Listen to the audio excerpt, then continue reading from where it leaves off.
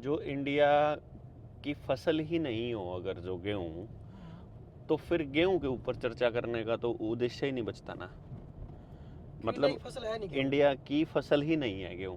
और किसकी फसल है? हमारी जो फसलें हैं ना वो मोटा अनाज थी, और अमेरिका अमेरिका के पास गेहूं था, और गेहूं भी सरप्लस था। और गेहूं जो उगा रही थी, सरप्लस क्या हुआ? सरप्लस सरप्लस का मतलब है ज़रूरत से ज़्यादा। अच्छा। यानी कि आपको ज़रूरत है पूरे साल में 10 क्विंटल की, तो आपके पास हो गया 40 क्विंटल। तो अब आपके पास जो 24 क्विंटल है वो सरप्लस है। तो अब आपने इसका भुगतान करना है 40-24 क्विंटल का, कहाँ डालोगे आप? क्योंकि वहाँ मोटा अनाज तो हो नहीं रहा है। ठीक है, ऊपर से मौसम वहाँ का इस टाइप का है कि सूरज कई कई महीने तक दिखाई ना दे, और सर्दियाँ रहें परमानेंट 6-6 महीने 8-8 महीने तक। तो वहाँ जो सर्दी की फसल है, ये गेहूँ ना, जो मतलब इसको पकने के लिए, इसको अभी जो ग्रो कर रही है तो इसको सर्दी की ज़रूरत पड़ती होती है। अब वहाँ जब कंपनी के जो मालिक हैं उन लोगों ने जब देखा कि यार एक तो ये नेगेटिव मिलेट्स में आता है, यानी कि ये शरीर को फ़ायदा नहीं पहुंचाता, उल्टा नुकसान पहुंचाता है। तो जो गेहूं खाने वाला आदमी है, लगातार जो गेहूं खा रहा है, उसको कैंसर होने के पूरे पूरे चांसेस हैं, यानी ये कैंसर देने वाला है। तो अब उनको यहाँ से चाहिए थे हमारे अनाज, मोटे अनाज, मिलेट्स जिनको कहते हैं, और खुद अपने गेहूं का करना था भुगतान। तो मतलब उनके पास गेहूं ज्यादा थी। गेहूं ही गेहूं थी ना, अमेरिका का है ना ये तो अनाज इंडिया का है ही नहीं, मतलब पहली बात तो ये है। तो उन्होंने फिर ये तो 70 के दशक में, जब रॉकफेलर फाउंडेशन ने, जो मोनसेंटो कंपनी है ना, मोनसेंटो बेयर, दो कंपनियां हैं, मोनसेंटो और बेयर्स, ये बीज भी बनाती हैं जेनेटिकली मॉडिफाइड, ये पेस्टिसाइड भी बनाती हैं, यही हर्बिसाइड बनाती हैं, यही इंसेक्टिसाइड बनाती हैं, ये और यूरिया डीएपी भी बनाती हैं। और जो तो पूरी वो या थी इस दवाई का हम नाम ले रहे थे जो छिड़का जाता है, ये मोनसेंटो की है, राउंड अप। हाँ, वो राउंड अप जो है, ये जो फसल, ये जो जड़ी हुई है ना जो सड़क के दोनों तरफ, असल में जो राउंड अप का काम है कि जितनी भी हर्ब हैं, जितनी भी दवाइयों वाले जो पौधे हैं, उनको खत्म करना बेसिकली। आपको जो खरपतवार है ना, जो खरपतवार आप लोगों को गलत बताया गया, हम लोगों को, कि वो नुकसानदायक है। असल में जो खरपतवार है वो उस प्लांट के उगने के लिए बहुत जरूरी चीज है धरती के अंदर। हर एक गेहूं के प्लांट, ये कमाल की बात क्या है, जो प्रकृति ने जो बनाया है उसमें एक सबसे कमाल ये है कि एक प्लांट को उगने के लिए दूसरे प्लांट की जरूरत पड़ती रहती है। यानी कि इसमें देखो डॉक्टर साहब एक चीज जो आप कंपनी की बात कह रहे हो ना, कंपनी क्या खेल खेलती है, वो ये कहती है कि सिर्फ मेरा गेहूं उगना चाहिए और दूसरी जो फसल है वो नहीं उगनी चाहिए, क्योंकि मुझे पैदावार बढ़ानी है। उससे क्या होगा, वो पोषण कहाँ से लेगा? फिर सारा का सारा पोषण फिर वो जमीन से लेगा। तो जमीन धीरे धीरे बंजर होती चली जाएगी, जमीन का पोषण खत्म हो जाएगा अगर दूसरे प्लांट उस फसल के साथ नहीं होंगे। तो फिर आपको उस जमीन के अंदर पैदा करने के लिए फिर आपको बहुत ज़्यादा रासायनिक खादों की और रसायनों की ज़रूरत पड़ेगी बेसिकली, अगर उस ज़मीन में पोषण नहीं है। इसीलिए गेहूं मतलब बोने से पहले आपको डीएपी की लाइन में लगना पड़ता है, क्योंकि आपने उसके अंदर फास्फेट तो ख़त्म कर दिया, आपने अमोनिया तो नाइट्रोजन तो ख़त्म कर दिया, इसीलिए तो आपको वहाँ डालना पड़ रहा है ना खाद उसके अंदर।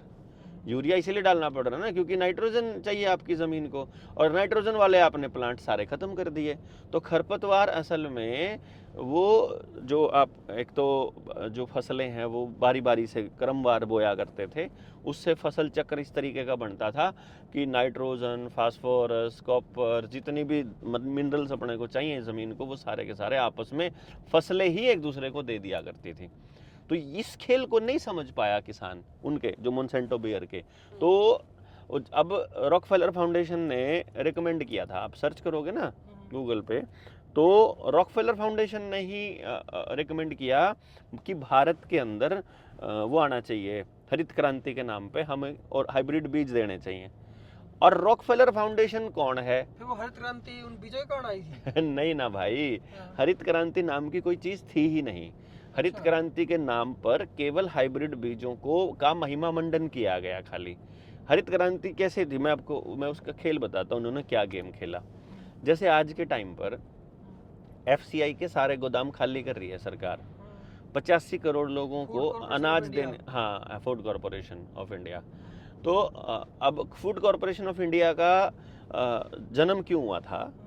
वो जन्म किया था 1965 में नेहरू ने। अच्छा। ये सोच करके किया था कि नेहरू में 65? हाँ, हाँ, क्या नेहरू 65 में था। नहीं, मैं नहीं कह रहा हूँ, नेहरू ने की रिकमेंडेशन पे भारत की सरकार ने 1965 में किया था अच्छा। फूड कॉरपोरेशन का। मतलब उनके चल रहे थे ना जिस तरह। और प्लान, जो लाल, फ्यूचर का प्लान हाँ हाँ हाँ, लाल बहादुर शास्त्री के टाइम पर क्या हुआ कि हाँ, नेहरू भी था उस इस पूरे के पूरे इसके अंदर, जब इसको बनाने के उसमें। तो उस टाइम क्या हुआ कि देश में अनाज की किल्लत हो गई है, ऐसा मीडिया की खबरों में आने लगा। अब वो अनाज की किल्लत कैसे हुई थी उसको इसी तरह से समझो आप पहले, फिर मैं आपको बैकग्राउंड में लेके जाऊंगा। आज वाली बात पे आ जाते हैं। एफसीआई को लाया गया कि हम देश के पास 2 साल का अनाज रखेंगे हम कम से कम। अगर देश में युद्ध, महामारी या कोई अकाल या बाढ़ कुछ ऐसी आ जाए, एक्स्ट्रा ऑर्डिनरी कंडीशंस, तो देश को अपने अनाज के लिए किसी और देश के ऊपर निर्भर ना रहना पड़े। इसलिए एफसीआई अपने पास हर साल, हर बारी जो है, हर समय 2 साल का अनाज हमारी ज़रूरत का रखेगा, चाहे फसल ना हो बेशक 2 साल तक। अब ये नरेंद्र मोदी ने देख लिया और मोनसेंटो इन्होंने भी देख लिया। तो देश में नए बीज जो लेके आना चाह रहे हैं, अब ये नए बीज लेके आना चाह रहे हैं, मतलब अभी जो 26 की बातें हैं। हाँ, मैं 26 और 2030 तक जो एजेंडा 2030 है, उसमें वो ऐसे बीज लेके आना चाह रहे हैं कि वही बीज हो पाएंगे आपकी ज़मीन में, दूसरे बीज ही नहीं हो पाएंगे। और उसी के लिए उन्हीं की दवाई, उन्हीं का खाद, उन्हीं का सब कुछ लेना पड़ेगा उसी दुकान से, और आपको खरीदना ही पड़ेगा। आपका अपना ओरिजिनल इंडिजीनियस बीज बचेगा ही नहीं। मतलब अगर आप एक एकड़ में लगा दिया ना, तो आसपास की ज़मीनें भी देसी बीज नहीं उगा पाएंगी। इस टाइप का हालत उनका कर रहे हैं वो। अब उसके लिए देश में अनाज की किल्लत होना ज़रूरी है। तो खेल खेला कि 85 करोड़ लोगों को अनाज देना चालू किया। अब आप देखोगे अपने देश में 85 करोड़ लोगों को अनाज की ज़रूरत नहीं है, फ्री अनाज की। यहाँ 5-5 एकड़ के जमींदार को भी अनाज दे रही है कागजों में सरकार, पता होगा अगर आपको नहीं मालूम है तो। गांव में जाओगे ना, तो जो कोटे का जो राशन वाला है उससे पूछोगे तो पता चलेगा कि जिसके घर में एम्बेसडर, वो क्या नाम, फॉर्च्यूनर खड़ी है ना, उसके नाम का भी जो अनाज है वो कोटे वाला ही ले रहा है। लेकिन कागजों में तो ये लग रहा है ना, मान लो आपके घर का आ गया, मेरे घर का आ गया, अगर मेरा नाम चढ़ा हुआ है मेरे परिवार का वहाँ, तो कागजों में तो ये आया ना कि हम भी अनाज लिया करते थे।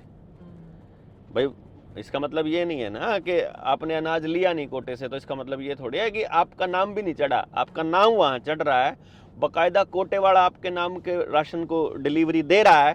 तो अगर आज से 20 साल बाद, 50 साल बाद इतिहास खोलोगे तो उसमें आपके परिवार का, मेरे परिवार का नाम मिलेगा ना उसमें। लेकिन आजकल तो कोटा इस चीज़ से बनता ही नहीं है, उसमें सब अंगूठे लगते हैं। अंगूठा लगाना कितना मुश्किल काम है। आपने अनाज लेना हो ना लेना हो, अंगूठा ला जा, यूँ तो कह सके।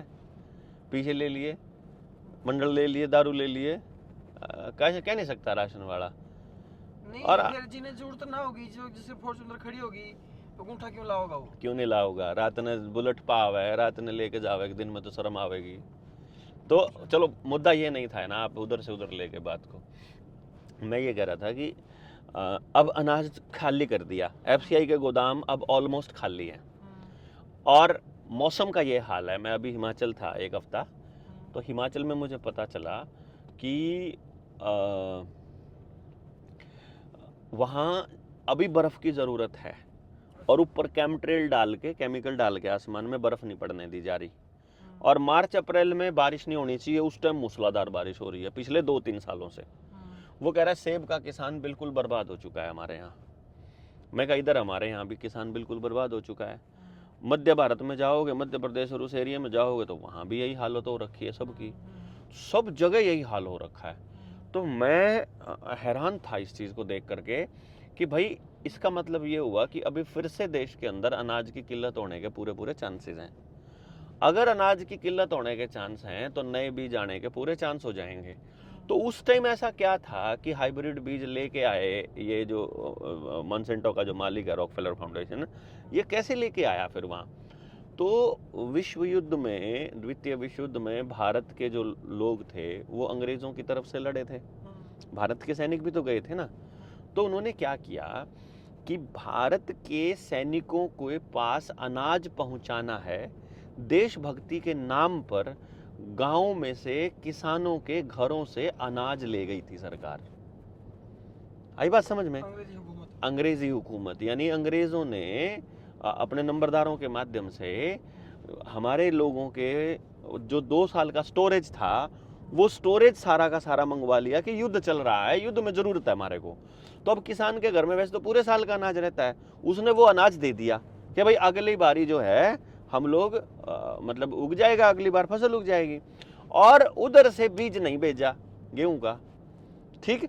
और क्योंकि बीज हमारे पास होता नहीं था, अपना बीज तो था ही नहीं अपने पास, हमारी तो कुछ देसी फसलें थी, उसमें भी ना हो पाए वो फसल। इसीलिए मतलब हार्प टेक्नोलॉजी का तो आपको मालूम ही होगा, ये 1945 की टेक्नोलॉजी है ये, यानी कि 40 के दशक की टेक्नोलॉजी है वेदर मॉडिफिकेशन की। यानी वो अपनी मर्जी से मौसम को कंट्रोल कर सकते हैं, जहाँ चाहे चक्रवात, जहाँ चाहे भूकंप, जहाँ चाहे बाढ़, जहाँ चाहे सूखा। तो उधर से बारिश ना होने दो, जब ज़रूरत नहीं है तब ज़्यादा बारिश करवा दो, और जब ज़रूरत है तब बारिश होने मत दो, तो फसल हो जाएगी ख़राब, तो देश के अंदर सूखा पड़ जाएगा, सूखा पड़ जाएगा तो अनाज की किल्लत पड़ जाएगी, अनाज की किल्लत पड़ जाएगी तो उस किल्लत को पूरा करने के लिए फिर उनका हथियार आएगा हाइब्रिड बीज, कि देश के पास अनाज की किल्लत पड़ गई, देश भूखा मर रहा था। इसीलिए स्वामीनाथन की मतलब जो स्वामीनाथन था, जिसकी रिकमेंडेशन पर ये हरित क्रांति लाई गई थी, और उसको जो फंडिंग कर रही थी, हरित क्रांति को जो फंडिंग एजेंट था पूरे वर्ल्ड में, वो था रॉकफेलर फाउंडेशन। उसी की मोनसेंटो है और उसी की बेयर है। मोनसेंटो एंड बेयर 2 कंपनियां हैं इस टाइम देश के अंदर जो ज़्यादा केमिकल बेचती हैं खेत में डालने वाला, और वही जो बंदा है वही राउंड अप बेच रहा है, राउंड अप उसी की है, मोनसेंटो की ही। तो अब आपको मालूम पड़ना चाहिए कि राउंड अप का असल काम क्या है। बेसिकली वो आपके खेत से उन पौधों को ख़त्म करने के लिए हैं जो आपकी फसलों को उगने के लिए ज़मीन को पोषण देते हैं। यानी वो खरपतवार किसान की बहुत बड़ी ज़रूरत और सहयोगी फसल है, ना कि वो उसकी आमदनी को कम करने वाली फसल। और यही बात गलत बताई जा रही है।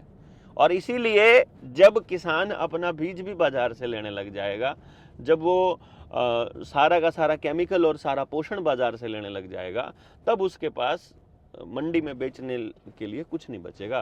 फिर तो मार्केट से बाहर होना ही होना है, फिर तो उसको बर्बाद होना ही पड़ेगा।